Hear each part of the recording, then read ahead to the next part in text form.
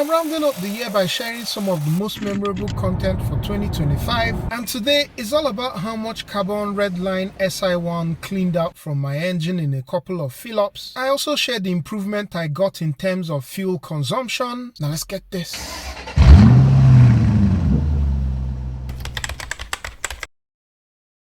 I'll go ahead and strip things down so that we can get our baseline footage of the direct injectors and the piston crowns. I've now used a number of fuel system cleaning products on this car, and maybe I should plan to do a comparison across these cleaners at some point. Let me know if that's something you want to see in the comments. We're finally at the spark plugs. I'll be using this Teslong dual lens articulating bore scope, and so let's go into cylinder 1. You can see that there's some carbon buildup, especially around the edges of the piston.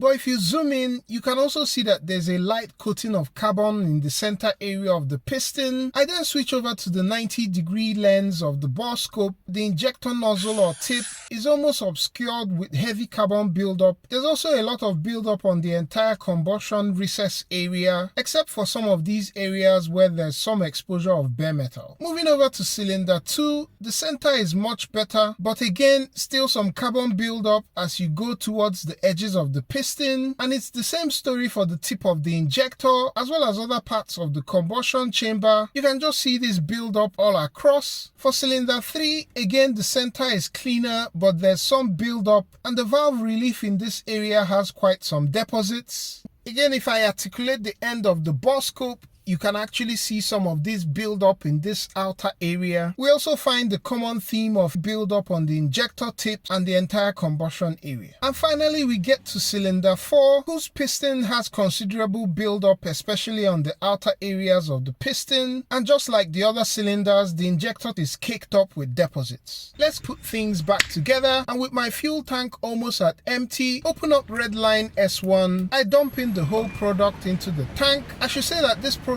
has a bit of an oily feel to it and smells quite different from BG44K Platinum, which I've used in the past. All the product is in, and I go ahead to fill up with regular gas. I reset the trip meter, and except for one 30-mile spirited drive that I made, I went about driving as normal. Most of it was a considerable amount of city traffic. Once the fuel light came on, it's time to inspect the cylinders again for results. Starting from the injector nozzle in cylinder 1, you can see that the tip has now been cleaned, and a good amount of carbon has been cleaned from the area surrounding the injector. The piston top is also cleaner. The indentations are better defined. You can also see that deposits here, and here have also been removed. Now, the reason why the after is looking a bit darker in some places is that deposits first have to be completely burnt and then vaporized, and the blackness just reflects what's been burnt but yet to be vaporized. Over to cylinder 2, and the injector tip is now clearly visible. On the piston top, we have the most remarkable cleaning so far, with a large portion of the center, including the area between the valve reliefs, cleaned down to bare metal. The story is similar in cylinder 3, with the injector and surrounding area cleaner than the before. Also, deposits on the piston crown have also been removed, with this part being the area that's been cleaned the most. For cylinder 4, again, cleaner injector tips or nozzles, and like the rest of the cylinders, the piston top is generally cleaner, with exposure of bare metal in the central area. Clearly, these piston tops and the rest of the combustion chamber could still use a lot of cleaning, and that's why I went ahead to follow up immediately with another bottle of Redline.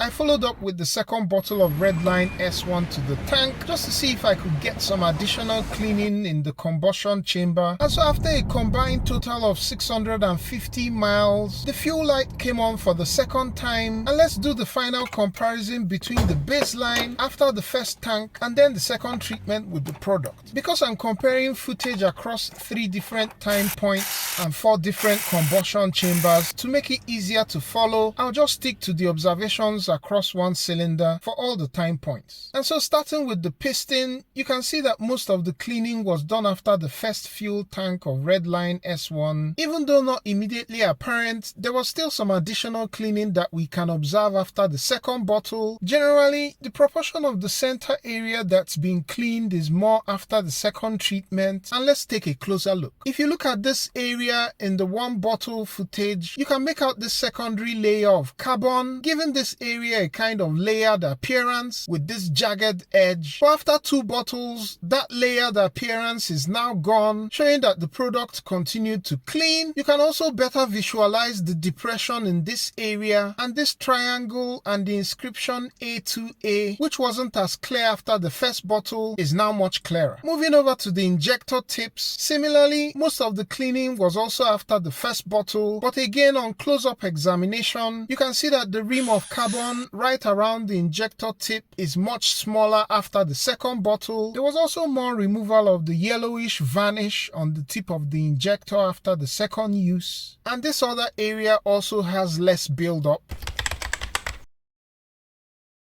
Just to know that this video isn't sponsored, none of my fuel additive cleaning videos is sponsored by any of the manufacturers of the product. I bought all these with my money and I'm going to be keeping it that way. Now let's dig into some historic fuel economy or consumption data. The second and the third previous drives are the 2 last fill-ups that I did before using Redline S1. You can see that for the second one, I averaged an MPG of 24.5 over 381 miles, and while for the third, that was 25 mpg over 208 miles. The first previous drive represents the 2 fill-ups where I added a bottle of Redline S1 to each fill-up. The mpg for that whole run was 23, and this is something I've noticed from experience. That tank of gas with the cleaner usually experiences a dip in mpg. I'm not sure why this is so, but probably because of all the carbon buildup that's being cleaned out interfering with the combustion process. And so discounting this first previous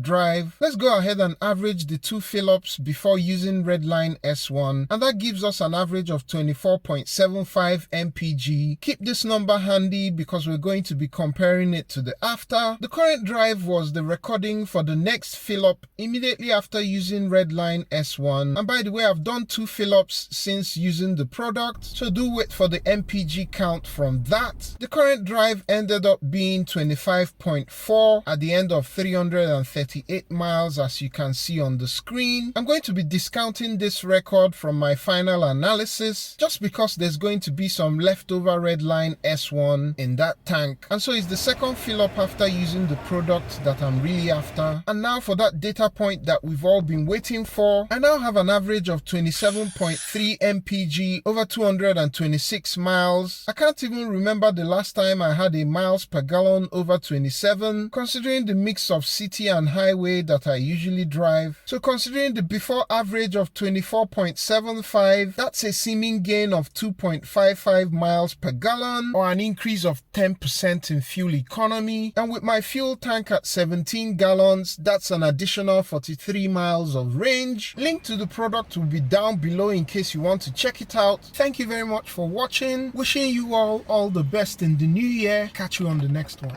Peace.